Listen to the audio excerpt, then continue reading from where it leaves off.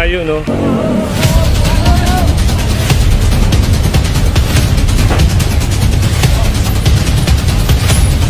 At dito mayroong matitikitan na no crash helmet violation, ginagawa ng violation ticket. Babayaran ito sa Any Bayad Center. So dito tayo sa may no, Del Monte Avenue, corner West Avenue.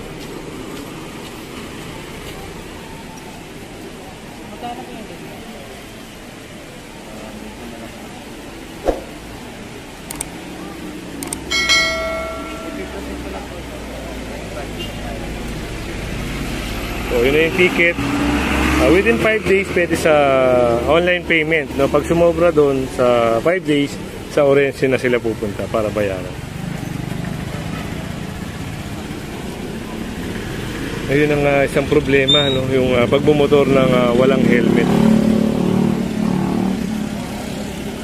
At doon sa area na yun, meron nga nakupiska yun, mga lamesa. Yun, yung isang stall na yun, yun illegal kasi.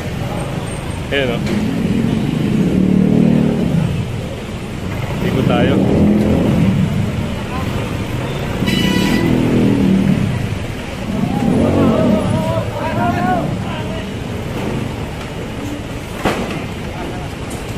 Nakahambalang sa sidewalk, kaya yun naisakay na to. Yun din dito.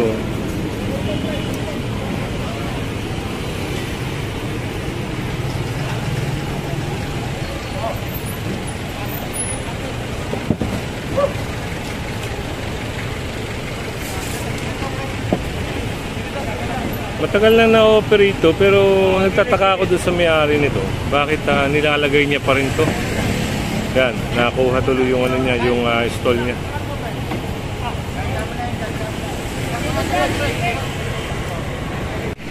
Ito si Kuya, tikitan ng no crash helmet violation. Sir, anong violation? Nakakalimutan daw niya yung helmet niya. Okay. So, no crash helmet ang naging violation ni Kuya, kaya siya napara. So, matitikitan po siya at babayaran niya yan sa may bayad center o kaya sa online payment.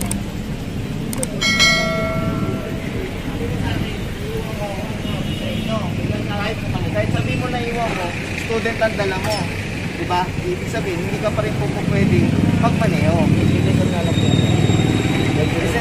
Dapat, kung ano, mayroon kami kasamang may lisensya. Kasi student ka, dapat yung angkas mo, may lisensya, wala rin. Ibig sabihin, diba? Tapos wala ka pang helmet. Hindi ka naman namin masisita kung may helmet ka. So, initial violation pala ni Sir, no crash helmet, kaya siya napara. Tapos, na-discovery na lang na wala siyang daladalang lisensya, kundi student permit. So, yun, matotow yung motor niya. Ayun.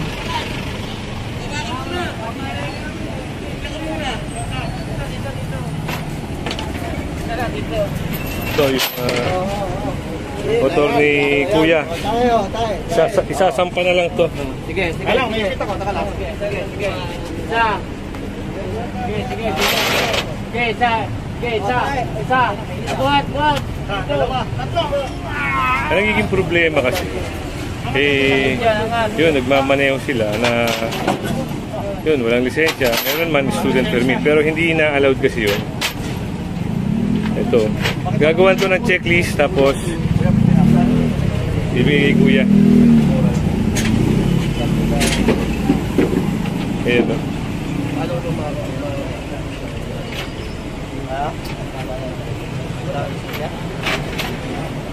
So, yun.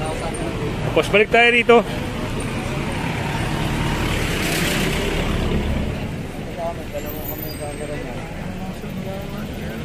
Ayun, napirmahan na rin ni Sir yung violation ticket niya. So, yun, kay Sir na yung violation ticket niya. Sir, babayaran mo yan sa Any Bayad Center. Okay. At dito, yan, meron ding matitikitan na isang rider. So, kagaya nito. Walang helmet yung back ride niya. Dalawa pa yung back ride niya. Kaya yun, titikitan nito. Ito po is babayaran niya any prices of license. Pero kung nandun po, ibabalik po po sa inyo. I-present ko lang po ito sa Bayad Center.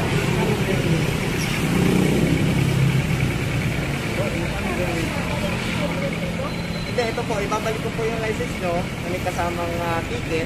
Yung ticket ko, babayaran nyo any branch and compliance center. Ang fines po ng no crash helmet is 1,500. So yun, pinaliwanag din ni Sir Rivera sa kanila kung magkano yung babayaran nila at kung saan nila babayaran.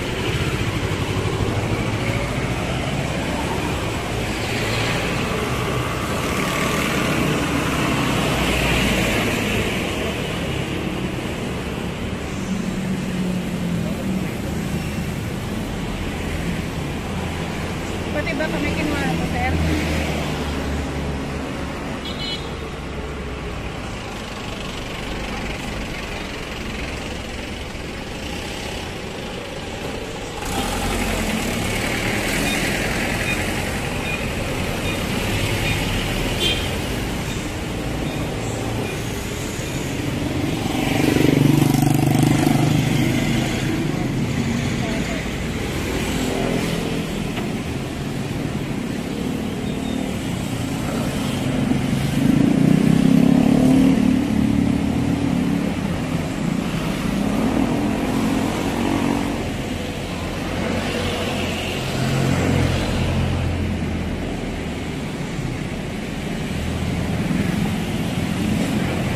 Dito pa rin tayo sa may Del Monte, corner Malak.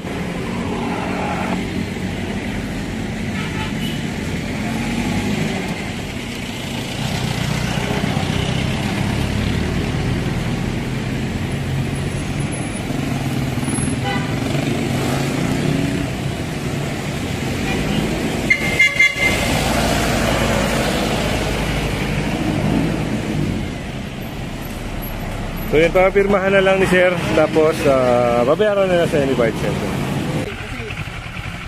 Tinitingnan mo ako, ginagawa ko ito.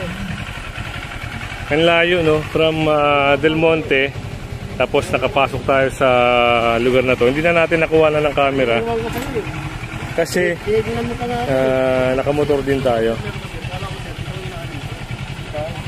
Wala may pang walang helmet, walang helmet.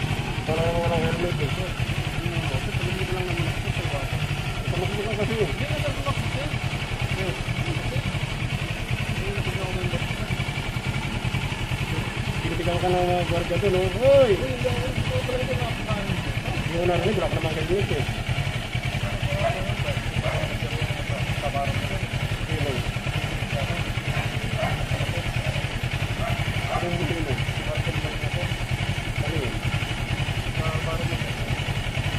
Muli na.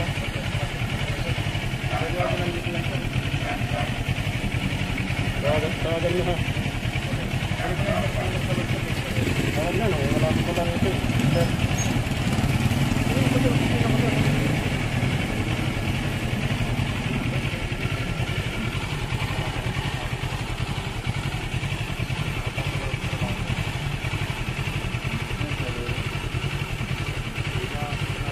Bakbo, walang helmet. Hindi ka pinakbuhan, sir. Galing ako doon stop sir eh. Oo, walang helmet po. Hindi ko na isasama sa violation ngayon.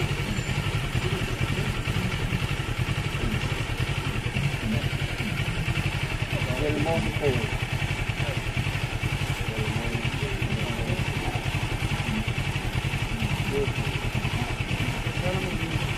Mura lang naman po.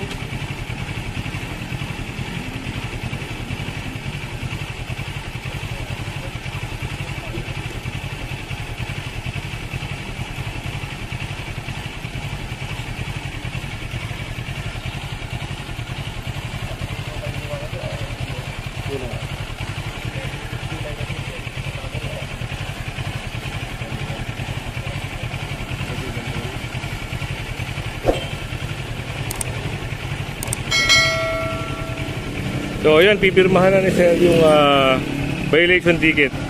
Babayaran niya yan sa Any Bayad Center. At dito naman meron ding naka-sidecar ang na para, no? I-verify ito kung mayroong lisensya.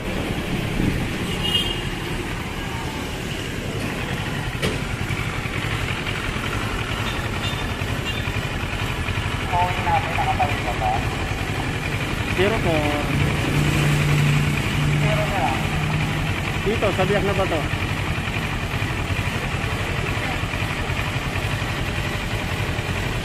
Binay. So, yun, may lisensya naman.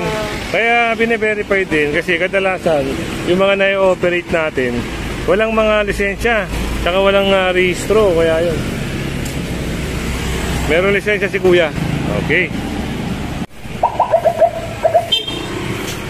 Dito naman, ito, naka-illegal park ko.